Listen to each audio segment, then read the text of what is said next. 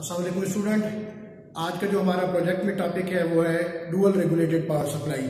पिछली क्लास में आपने पढ़ी थी रेगुलेटेड पावर सप्लाई और डुअल में पढ़ी थी, यानी जिसमें हम ये कह सकते हैं कि जो आपने डुअल पावर सप्लाई बनाई थी उससे पहले जो आपने पावर सप्लाई बनाई थी वो डुअल नहीं थी, वो आम सिंपल थी, यानी उसमें पॉजिटिव वोल्टेजेस थे, नेगेटिव वोल्टेजेस नहीं थे।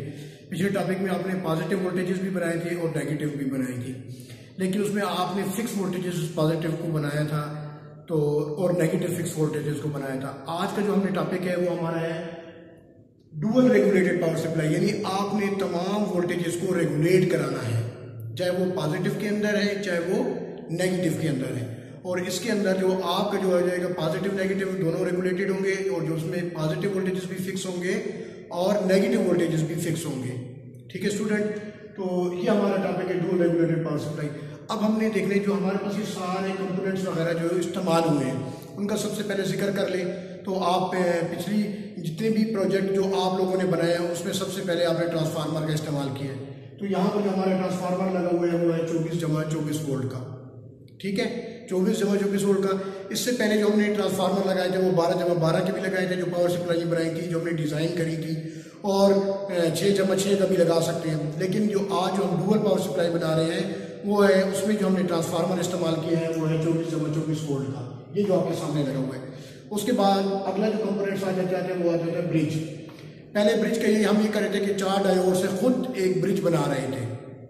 अब हमने क्या किया कि एक बनाया ब्रिज ले लिया, तो उसको हमने लिया कि हमने 10 एम्पियर का एक हमने यहाँ पर ब्रिज लगा दिया।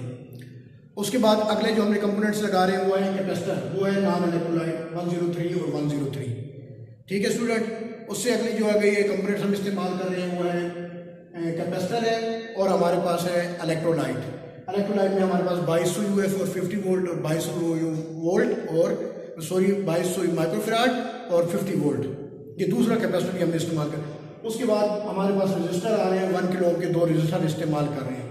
ठीक है स्टूडेंट, उसके बाद जो आप देखेंगे 78/24 यहाँ पर लगे हुए हैं और 78/24 और 78/5, यानी इसका मतलब ये 78/24 से आगे जितने भी ऑनवर्ड है 78/15 है, 78/12 है, 78/5, 78/6, वो आप इसे इस्तेमाल कर सकते हैं। इसकी सैम्पल आपने डायग्राम बनी हुई देखिए।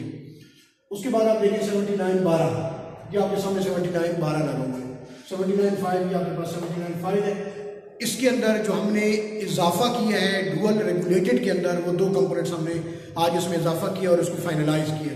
वो आप ये देख रहे हैं कि एक तो लग रहा है आपके सामने 317 और दूसरा है 337। जिस तरीके से आपको मैंने ये पहले बताया था कि 78 पॉजिटिव के लिए होती है और 79 जो सीरियल जो है वो नेगेटिव के लिए इस्तेमाल होती है। ठीक है स्टूडेंट, जो 317 है ये वोल्टेजेस 1.2 वोल्ट से लेकर अप टू 37 वोल्ट तक ये रेगुलेट करता है। कितने वोल्ट? 1.2 वोल्ट से लेकर 37 वोल्ट तक ये रेगुलेट करता है। इसी तरीके से 337 ये नेगेटिव वोल्टेजेस के लिए अप्लाई होता है, इसकी भी यही वोल्टेजेस है 1.2 से लेकर 1.2 वोल्ट से लेकर 37 वोल्ट तक ये रेगुलेट करता है। 317 पॉजिटिव वोल्टेजेस को रेगुलेट करेगा और 337 जो है वो नेगेटिव वोल्टेजेस को रेगुलेट करेगा। अब आप आगे चलें तो 78/12 ये पॉजिटिव के लिए आ रही है, जिस तरीके से मैंने आपको बताया। ठीक है, इसी तरीके से ये जो पॉजिटिव के लिए हो गया 78/24 और 78/5, और 79/12 और 79/5 ये हो गए दोनों नेगेटिव के लिए। यहाँ पर ये देखिए आउटपुट, ये आउटपुट, ये आउटपुट, ये आउटपुट, ये 4 आउटपुट आपके सामने आ रही है। असल जो आज हमारा रेगुलेटेड को फाइनल करने के लिए डुअल का था उसमें हमने इन 2 चीज़ों का इजाफा किया है, जो आप 1.2 वोल्ट से लेकर 37 वोल्ट तक आप उसको आउटपुट ले सकते हैं। वो हो गया पॉजिटिव के अंदर, या आपका पॉजिटिव के अंदर 317 लगा हुआ है। उसके बाद जो नेगेटिव वोल्टेज उसको आपने रेगुलेट कराना था वो 1.2 वोल्ट से लेकर नेगेटिव 37 वोल्ट तक, वो आपके सामने ये 37 लगा हुआ है, 337। ठीक है, अब आप ये देखेंगे कि उसको मैंने आपको डायग्राम भी बना दी, यानी पहला कौन सा है। पहला आपने देखे पिन नंबर 1 जो है वो आपको नजर आ रही है, वो आपके पास है पहला एडजस्ट। ठीक है, पहला आपके पास एडजस्ट आ गया, दूसरा नंबर पिन आउटपुट आ गया और तीसरा जो आपने आ गया इनपुट आ गई। और दूसरा चले जाए 337 में, पहली आपके पास एडजस्ट है, दूसरी आपके पास इनपुट है और तीसरी आपके पास आउटपुट है। अब हमने क्या किया है कि यहाँ पर जो हमने जो वोल्टेजेस को रेगुलेट करा रहे हैं, जो 1.2 वोल्ट से लेकर कितने वोल्ट तक? 37 वोल्ट तक। उसमें एक रेजिस्टर लगा हुआ है 220 ओम का और एक लगा हुआ है 5 किलो ओम का। ठीक है, ये लोग हैं, इसके जरिए यहां से वोल्टेजेस को रेगुलेट करा रहे हैं और यहां पर हम दे रहे हैं 1 नंबर पे। 1 नंबर पे हमने, मैंने आपको क्या बताया है, ये है एडजस्ट का। ये क्या है? एडजस्ट का।